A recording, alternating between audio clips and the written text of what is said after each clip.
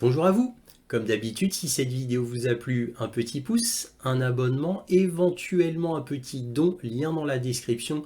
Cela me permet de publier régulièrement si vous appréciez mon travail, bien sûr. Aussi, n'hésitez pas à partager mes vidéos afin que cette chaîne soit mieux connue et d'autant plus ceux qui me suivent sur le canal YouTube où mes vidéos sont malheureusement très invisibilisées. Et oui, en effet, elles ne sont quasiment pas recommandées. Donc si vous voulez me soutenir, n'hésitez pas à partager mes vidéos. Merci encore à tous pour tout cela. Donc là, évidemment, on va parler de l'OCS 2025, donc l'organisation de coopération de Shanghai qui a été créée en 2001, surtout par la Russie et la Chine, bien que l'idée vienne en particulier de la Russie à la base. Donc l'OCS a été principalement créé pour lutter contre le terrorisme et pour faire des alliances commerciales. C'est principalement pour ça que l'OCS a été créé. Voilà, ça c'était la petite information qu'il fallait retenir. Alors, qu'est-ce qui s'est passé là en 2025 de notable? Évidemment, je ne vais parler que des informations notables et intéressantes. Eh bien, tout d'abord, on a eu l'arrivée de Poutine et de Modi en Chine qui a été très remarquée. On a pu voir que Poutine et Modi sont de grands amis, hein. Il faut savoir que quand Modi est arrivé, eh bien, Poutine l'a attendu 10 minutes afin que Modi puisse monter dans la même voiture que Poutine. Donc Poutine a fait cet effort.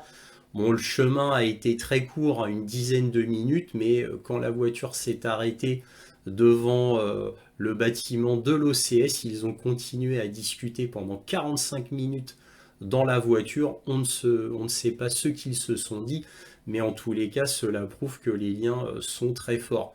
En plus de cela, bien sûr, on a les images virales qui ont circulé sur Internet, c'est-à-dire Modi qui a tenu la main de Poutine en se dirigeant vers Xi Jinping. Et il y a eu un trio, ça a duré quelques minutes, et ce trio, avec des grands sourires, voire une franche rigolade de la part de Poutine et de Modi, tout ce tableau-là montrait une complicité très grande entre Modi et Poutine, bien entendu, mais aussi dans une moindre mesure avec Xi Jinping. Donc on sent, c'était vraiment le sentiment qu'on pouvait avoir en regardant tout cela, c'est déjà, bon, on va dire pour ce qui est de la montre, hein, du superficiel, tout du moins, mais c'est important pour des choses comme cela, des événements internationaux sous les caméras comme cela, c'est important de montrer que le trio eh bien, est vraiment uni. Voilà. Et en particulier, je le répète, de Modi et de Poutine qui ont montré une véritable amitié très sincère devant les caméras. Cela dit, rien de nouveau, ça fait très très très longtemps que Poutine et Modi sont de grands amis et tout le monde le sait en réalité. Voilà, donc ça c'était pour les petites particularités superficielles, hein, qui ne parlent pas des sujets de fond. Et pour finir sur ces particularités notables superficielles pour le spectacle, on a eu les deux seuls représentants de l'Occident qui sont arrivés en Chine, c'est-à-dire Alexander Vucic ainsi que Robert Fico. Donc les représentants de la Serbie respectivement et de la Slovaquie. Bien entendu, ces deux personnages s'entretiennent avec Xi Jinping, cela va de soi, mais ils étaient venus principalement pour le 3 septembre, hein, c'est-à-dire le grand événement, la grande parade du 80e anniversaire de la victoire de la Chine contre le Japon. Donc ils sont venus pour cela et bien évidemment Vladimir Poutine restera pour regarder cette parade avec Xi Jinping et les autres, hein. Il y aura aussi en invité remarquable pour cette parade, nous allons voir Kim Jong-un, donc le président de la Corée du Nord, bien évidemment, comme c'était déjà annoncé. Alors, qu'est-ce qu'il y a eu de notable? Et cette fois, on va parler du fond. Eh bien, on a eu un rapprochement, bien évidemment, comme tout le monde le sait, c'est l'événement international de Modi vers la Chine. C'est surtout ça qui est important. Alors, d'où vient ce revirement à 180 degrés de Modi vis-à-vis de la Chine, qui est, je le rappelle, un ennemi normalement de l'Inde, pour les raisons de frontières que vous connaissez tous, en particulier dans la région du Cachemire, mais pas que, il y a d'autres sujets préoccupants, saillants, qui font que l'Inde et la Chine sont des ennemis. Cela dit, l'Inde et la Chine sont des ennemis, mais ce sont des ennemis qui se respectent.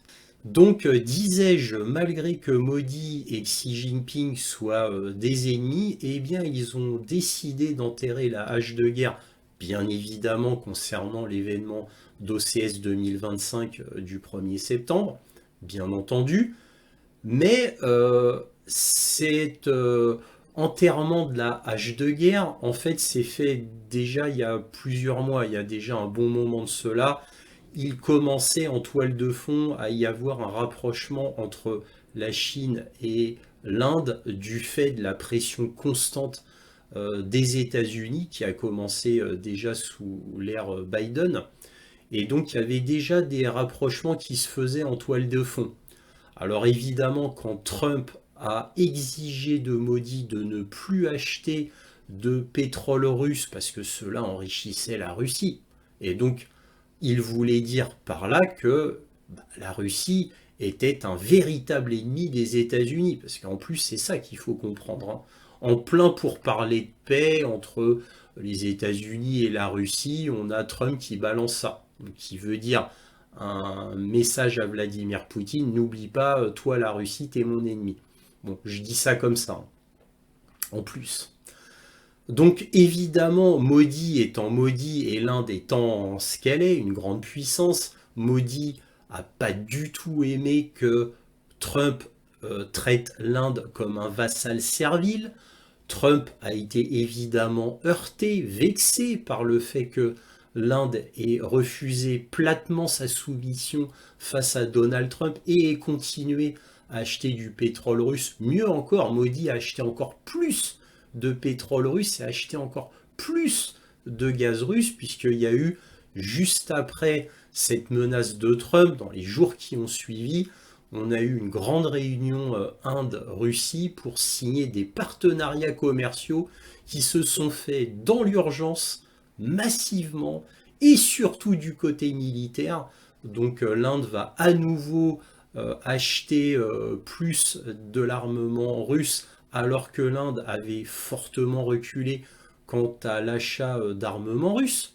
L'achat va revenir vers la Russie à ce niveau-là. Et donc, on a cet événement-là, mais qui remonte à encore plus loin en réalité. Le braquage de Modi a été pour cette pression énorme de Donald Trump. Mais en fait, l'origine de ce retournement à 180 degrés, ce n'était pas cela. C'était un événement précédent. Et cet événement précédent, c'était quoi? Eh bien, c'était Donald Trump qui s'est enorgueilli de dire que c'était grâce à lui qu'il n'y a pas eu une guerre entre le Pakistan et l'Inde, parce qu'il y a eu des échauffourées entre l'Inde et le Pakistan précédemment, qui auraient pu être très graves.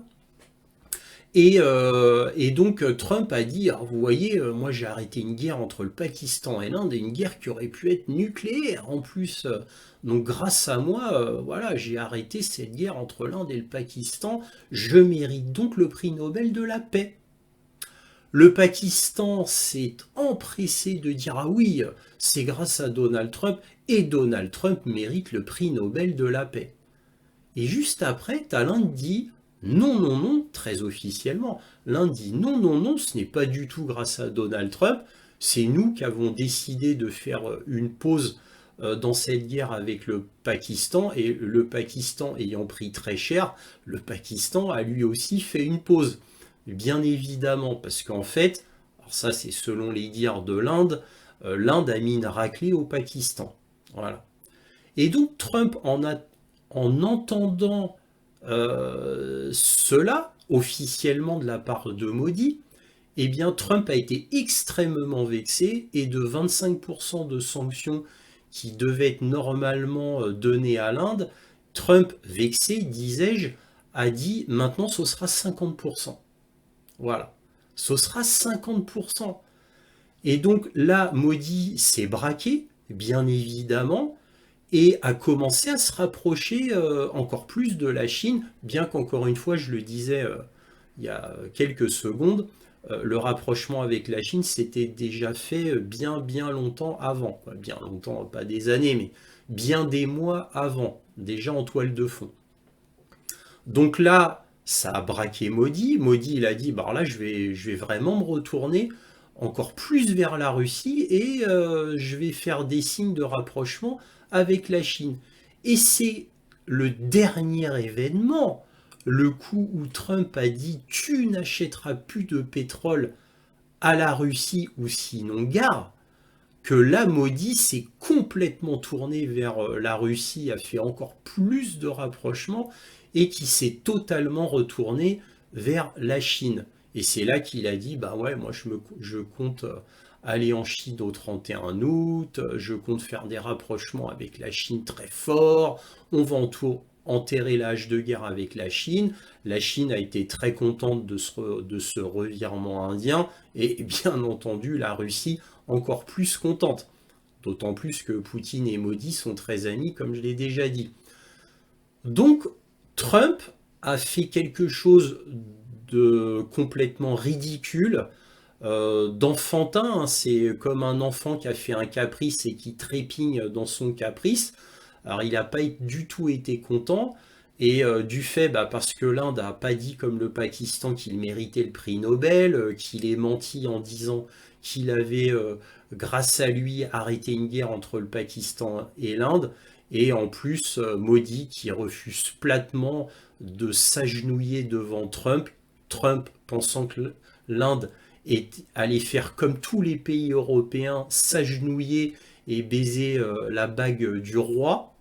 Bah non, parce que c'est l'Inde. Et en fait, Trump étant complètement ignorant de tout ce qui est géopolitique mondiale et ayant un regard très méprisant envers l'Inde, d'ailleurs, comme il a un regard très méprisant envers l'Amérique du Sud et en particulier l'Afrique, hein, il a un regard très très méprisant sur ces continents-là, sauf l'Inde qui est un pays bien entendu, mais il a un regard quand même très méprisant sur l'Asie en général, hein, même la Chine, hein, il a un regard méprisant pour la Chine du fait de comment ils travaillent, leur culture, etc., qui est tellement étrangère à la culture américaine. Trump, lui, il comprend pas tout cela, et évidemment. Donc, ce regard méprisant lui a fait prendre ses décisions totalement stupide envers l'Inde, décision totalement stupide qu'il avait pris aussi vis-à-vis de la Chine, où à un moment donné, il avait dit je vais faire 145% de sanctions contre la Chine. Et là, Trump, il a appris certainement par des conseillers qui lui ont dit mais non, fais pas ça contre la Chine. Nous, les États-Unis, on dépend totalement de la Chine sur tellement de choses que si la Chine arrêtait de nous fournir en matériel militaire stratégique ou même civil, hein, pour nos centrales nucléaires, pour nos avions civils ou pour tout un tas d'autres choses, des hôpitaux, etc., les États-Unis s'arrêteraient de tourner sans la Chine. C'est aussi simple que ça. Trump ayant appris le poids colossal et surtout la dépendance colossale des États-Unis envers la Chine, a fait un 180 degrés avec la Chine et là s'est calmé immédiatement et est devenu tout gentil envers Xi Jinping. Donc Trump prend toujours des décisions grotesques, stupides même, hein, j'ose dire le mot, parce qu'il est complètement ignorant. Et comme il est complètement ignorant de ce qui se passe dans le monde, et bien comme il ne connaît pas la géopolitique mondiale en profondeur, bien entendu, hein, Trump lui-même avait dit dans une chaîne télé qu'il se tenait au courant des affaires du monde uniquement en regardant Fox News. C'était les paroles de Trump, hein, qui sont restées légendaires aux États-Unis. Et en plus, une anecdote que je vous avais déjà dévoilée, où on a l'aide de Trump qui avait révélé à un journal américain que Trump ne supportait pas de lire les rapports quotidiens sur ce qu'il se passait dans le monde, et que au lieu qu'il lise le petit livret quotidien donné au président américain, qui est donné depuis toujours, hein, par la CIA et d'autres entités, eh bien lui il voulait que tout tienne sur une page de format A4, parce que ça l'ennuyait de lire les rapports quotidiens présidentiels. Vous voyez? Alors quand vous savez ça, vous avez tout compris de Trump. Malheureusement, bon, Trump n'a pas que des mauvais côtés puisqu'il combat le wokisme. Voilà, donc ça c'est déjà bien. Mais ça ne suffit pas en tant que président américain. Pour diriger les États-Unis, ça suffit pas d'être anti-wokisme. Il faut aussi être bon pour le reste. C'est pas du tout le cas pour Trump, malheureusement. Donc là, sa stupidité a été absolument colossale. Et le plan des États-Unis, qui déjà avait été mis en marche sous l'ère Biden, et peut-être même avant, mais en tout cas sous l'ère Biden, c'est sûr, hein, celui qui était le grand chantre du rapprochement avec Modi, avec l'Inde. Et pourquoi, vous allez me dire? Eh bien parce que les États-Unis ne se sont jamais cachés que l'ennemi numéro un, c'était la Chine. Et que comme, à cause de Taïwan, eh bien il y aurait peut-être une guerre, probablement même une guerre avec la Chine fin 2025, voire 2026, d'après certains hauts responsables du Pentagone, eh bien ça voulait dire qu'à un moment donné, il faudrait se passer de toute l'industrie chinoise. Et pour remplacer la Chine, eh bien les États-Unis, sous l'ère Biden, avaient choisi l'Inde. C'est pour ça qu'Anthony Blinken n'arrêtait pas de courtiser Modi. Voilà. Et ça avait continué sous l'ère Trump, puisque Trump avait vu Modi, il a dit oui, c'est mon grand ami, même si bon, c'est pas parfait quand même, hein, mais ça reste mon grand ami. Bon, évidemment, une hypocrisie totale de la part de Donald Trump, qui n'avait que mépris pour l'Inde. Et donc, le grand plan, l'énorme plan des États-Unis, qui était de remplacer la Chine par l'Inde en tant qu'usine des États-Unis, je dis pas usine du monde, mais usine des États-Unis, tout du moins pour l'après-guerre ou le pendant la guerre avec la Chine, hein, puisqu'il s'agit de se débarrasser de la Chine, bien évidemment. Ça, c'est le plan ultime des États-Unis, tout du moins du département de la défense des États-Unis. Et donc, Trump continuait ce rapprochement, sauf qu'il l'a fait à la méthode Trump, comme il le fait habituellement. Alors, les États-Unis font toujours cette méthode-là, hein, de diplomatie, c'est-à-dire tu obéis et tu t'écrases. Ça, je résume la diplomatie américaine depuis 1945. Tu obéis et tu t'écrases. En général, ça marche, puisque les États-Unis étant tellement puissants, étaient tellement puissants, que tout le monde s'écrasait, hein. Sauf que ça marche plus comme ça.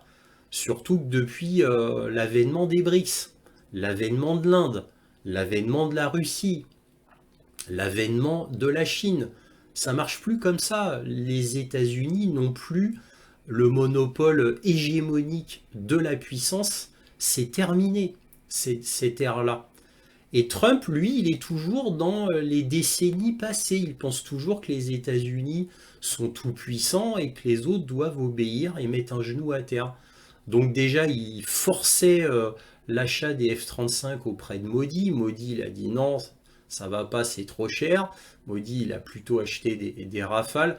Bon, petite anecdote là-dessus, il y a eu un grand scandale en Inde. Évidemment, ce n'est pas dit dans les médias occidentaux, mais moi qui lis quelques journaux indiens comme First Post et WION, eh bien, il y a un grand scandale en Inde vis-à-vis de Modi, qui peut-être, éventuellement, on n'a pas de preuves, mais c'est ce que beaucoup de journaux indiens disent, que Modi aurait reçu des pots de vin de la France pour acheter des Rafales, puisque le prix des Rafales était un prix complètement faramineux, quasiment à un prix de F-35, incluant la maintenance, pour ne pas dire même plus cher que le F-35, en tout et pour tout, et que Modi les a quand même achetés, et ça a étonné tout le monde, dont le ministre de la Défense indien, qui était pas du tout pour cela, il était pour acheter d'autres avions, dont éventuellement des avions russes, et Modi a forcé pour acheter des Rafales, et ça a fait scandale en Inde. Mais bon,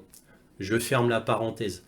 Donc Trump a fait quelque chose d'absolument stupide, et résultat des courses, eh bien, il a obtenu tout à fait l'inverse du grand projet américain, c'est-à-dire de rapprocher l'Inde des États-Unis. Et maintenant, bah, Modi est devenu l'ennemi des États-Unis. Hein. Trump a pris en grippe l'Inde, et d'ailleurs, il a surenchéri Trump, puisque juste après cette petite guerre entre le Pakistan et l'Inde, bah, les États-Unis se sont mis du côté du Pakistan. Voilà, encore un énième événement qui a braqué Modi. Beaucoup, beaucoup celui-là. Donc Trump fait que des bêtises, hein, pour parler poliment. Il fait toujours l'inverse de ce qu'il faudrait faire et il obtient toujours le résultat inverse de ce qu'il veut. Regardez pour la guerre en Ukraine, et c'est pour parler avec Poutine. Voilà, ça a débouché sur quoi? Bah, sur une humiliation des États-Unis en réalité, hein, qui devait régler l'affaire de la guerre en Ukraine très rapidement selon Trump. Et au final, rien. Et puis bon, il y a très très forte chance qu'à la fin, au final, ça tourne tellement mal pour les pourparlers américains vis-à-vis de la Russie que ça va se finir par Trump qui va abandonner l'Ukraine. Très probablement, c'est le résultat qui va tomber. Bref, pour revenir à l'OCS, là je vous ai donné les explications du pourquoi, du comment, du rapprochement de Modi envers la Russie et la Chine, puisque c'est ça le grand événement de l'OCS, mais il y a eu d'autres petits événements notables. On a eu par exemple l'Arménie, hein, qui n'entrera pas dans l'OCS, alors que la Chine était tout à fait pour que l'Arménie entre dans l'OCS, et bien l'Inde a dit non. Voilà, c'est des petits événements comme ça qui se sont passés. Et bien évidemment, le sentiment global de tout cela, c'est que en réalité, l'Occident est bien isolé, que l'Union européenne est bien isolée, et surtout, on a le sentiment que OCS plus BRICS va former une entité énorme contre l'Occident, et avec une Union européenne totalement vassalisée à Donald Trump, donc aux États-Unis, ben évidemment, on va être, quoi, quand je dis on, l'Europe, la dernière roue du carrosse. Parce que bon, les États-Unis vont toujours s'en sortir. L'Inde et la Chine ne peuvent pas se débarrasser des États-Unis comme ça, puisque leur premier client, bah, ce sont quand même les États-Unis. C'est pour ça que voilà, l'Inde doit quand même faire un petit peu attention, même si elle fait de moins en moins attention, puisque les États-Unis ont été beaucoup trop loin contre l'Inde, beaucoup trop loin. Et la Chine en a marre, évidemment, de l'influence des États-Unis qui n'arrêtent pas d'essayer de faire des coups d'État un peu partout. On l'a vu en Géorgie, on l'a vu en Moldavie, on l'a vu en Roumanie, bien évidemment. Et là, on a encore l'État profond avec le National Endowment for Democracy et l'Open Society de George Soros, qui fait encore des siennes en Indonésie. Et donc, voilà, on essaye, quoi. L'Occident essaye de renverser le gouvernement indonésien qui se rapprochait bien trop de la Chine, de la Russie, etc., des BRICS en gros. Et donc là, l'Indonésie étant un pays très important, malgré tout, sur la scène internationale, dont la Russie et la Chine veulent vraiment se rapprocher, l'Indonésie était tout à fait d'accord, et donc ça n'a pas du tout plu à l'Occident, en particulier aux États-Unis. Donc ils ont fait marcher leurs sbires habituels, donc le NED et l'Open Society et bien d'autres ONG, bien entendu habituel pour saper le gouvernement indonésien. Mais bon, là je digresse un petit peu, mais la Chine en a vraiment marre de ces coups bas américains partout dans le monde, mais en particulier en Europe et en Asie. Hein. Bon, là je vous ai parlé de l'Indonésie, mais il y a Taïwan, bien évidemment. L'OCS a parlé de l'Ukraine, de Taïwan, de l'Indonésie, bien évidemment. Ce sont des sujets absolument incontournables. Et en attendant, l'OCS, qu'est-ce qui s'est passé? Il y a eu des alliances commerciales, il y a eu un rapprochement encore plus fort entre l'Iran et la Russie, hein, dans les événements notables. Hein, Pezeshkian a parlé avec Poutine, il a dit qu'il allait prendre en main personnellement le rapprochement, même dans le détail, hein, de tout ce qui est commercial et militaire avec la Russie et l'Iran. Donc un gros rapprochement. L'Azerbaïdjan est vu comme un petit peu comme un vilain petit canard au sein de l'OCS, parce que l'Azerbaïdjan est très influencé par l'Union européenne, par Israël, et oui, le Mossad est extrêmement présent en Azerbaïdjan, et certaines mauvaises langues, dont moi, bien sûr, hein, votre serviteur avait dit qu'il était possible que le Mossad soit intervenu dans le sabotage de l'avion présidentiel iranien qui avait causé la mort, entre guillemets, accidentelle du précédent président iranien. Et oui, étant donné, encore une fois, je le répète, que Israël est très lié avec l'Azerbaïdjan et que le Mossad est très très présent en Azerbaïdjan. Voilà. Donc aussi, c'est pour ça qu'entre l'Azerbaïdjan et la Russie, eh bien, il y a des frictions, même si ça reste un pays important pour la Russie quand même. Voilà, ça c'était les petits dessous de l'OCS. Et que peut-on dire en conclusion? Eh bien, l'OCS, l'Organisation de coopération de Shanghai 2025, a été un OCS très particulier, très important, qui a réuni 27 pays et qui a montré un bloc asiatique, tout du moins, entre guillemets, hein, nonobstant la Russie et les deux vilains petits canards de l'Union européenne, c'est-à-dire la Slovaquie et la Serbie. Même si, bon, ils font pas partie de l'OCS, hein, mais ils sont quand même invités pour la parade. Bref, vous m'avez compris, il y a quand même les deux vilains petits canards, hein, qui sont roués de coups par l'Union européenne et surtout par Van der Leyen, bien entendu. Bon, il y a la Hongrie aussi qui est rouée de coups par Van der Leyen, mais bon, la Hongrie est complètement détachée de tous ces événements-là, tout du moins pour l'instant. Et donc, disais-je, conclusion de tout cela, il y a quand même une entité énorme qui est l'OCS plus les BRICS et qui prennent le pas inéluctablement sur le monde. Il faut dire ce qui est. Il ne faut pas se voiler la face. En termes de population, c'est de loin la population la plus importante si on additionne tout le monde, et avec une puissance économique énorme, une puissance militaire qui, additionnée, écrase totalement l'Occident, bien évidemment, et une dédollarisation. Et oui, n'oublions jamais ce fait-là. Hein, L'OCS et les BRICS, ça veut dire quoi? Ça veut dire en toile de fond économique une dédollarisation. Donc tout ça effraie absolument les États-Unis. C'est pour ça que les États-Unis essayent d'affaiblir ce bloc par tous les moyens. D'où les coups d'État qui sont en train d'essayer d'être faits partout là où ils le peuvent.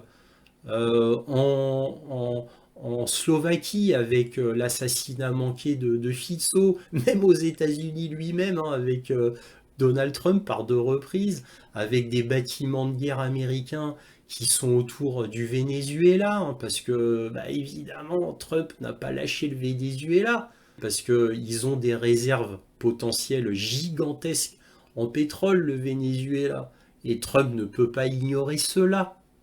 C'est pour ça qu'il lâche pas le Venezuela.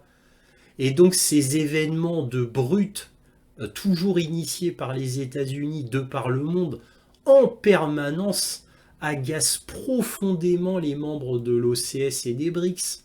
Ils en ont marre de cette diplomatie de brute des États-Unis et puis même de l'Union européenne qui suit comme un toutou. Donc ils en ont marre. Donc tout cela les lie très fortement. Ils se serrent donc les coudes de plus en plus fort. Et Trump étant Trump, hein, il n'est pas vraiment brillant, hein, pourrait-on dire, eh bien Trump fait tout l'inverse de ce qu'il faudrait faire. Et il ne fait qu'enfoncer les États-Unis toujours plus. Et il ne fait que renforcer ses ennemis toujours plus. Trump est à l'image de l'Union européenne avec ses dirigeants complètement médiocres à la botte de l'État profond qui s'était dit, par exemple pour la guerre en Ukraine, faisons des sanctions à la Russie, vous verrez, on vous le promet la main sur le cœur, la Russie sera détruite de l'intérieur, nous allons détruire l'économie russe. Ça va nous permettre de gagner la guerre en 6 mois. Voilà, c'est ce que disait en gros Bruno Le Maire. Par exemple, mais bien d'autres encore, les grands médias le disaient aussi. Voilà l'Occident dans toute sa splendeur de médiocrité. Voilà. Et en attendant, bah, le reste du monde bouge et prend le pas sur l'Occident. Et inéluctablement, les BRICS prendront le pas sur tout. Hein. C'est inéluctable, bien évidemment, étant donné qu'on a un effondrement occidental dans l'Union européenne et en Amérique du Nord qui est à tous les niveaux, comme je ne cesse de vous le répéter dans mes vidéos depuis 1 an et demi. Il y a un effondrement occidental qui est absolument inéluctable avec aucun espoir sur le fond. Dans aucun pays occidental, il n'y a aucun espoir. Rien. Il n'y a rien qui montre que ça va se redresser. Au contraire, tout indique que nous allons nous enfoncer toujours plus de dictature dans le monde occidental, toujours plus de censure. Regardez le DSA de l'Union européenne, en prenant que cet exemple-là, avec des ministères de la vérité qui vont apparaître partout en Europe. Vous allez voir. Et oui, c'est inéluctable de toute manière. Bon, et j'arrête là parce que je commence à être beaucoup trop long. Voilà ce qu'on pouvait dire sur l'Organisation de coopération de Shanghai de 2025 avec comme pays hôte la Chine. Si cette vidéo vous a plu, un petit pouce, un abonnement, éventuellement un petit don, lien dans la description si vous appréciez mon travail.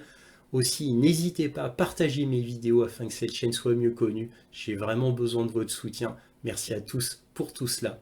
Et toujours, soyez curieux.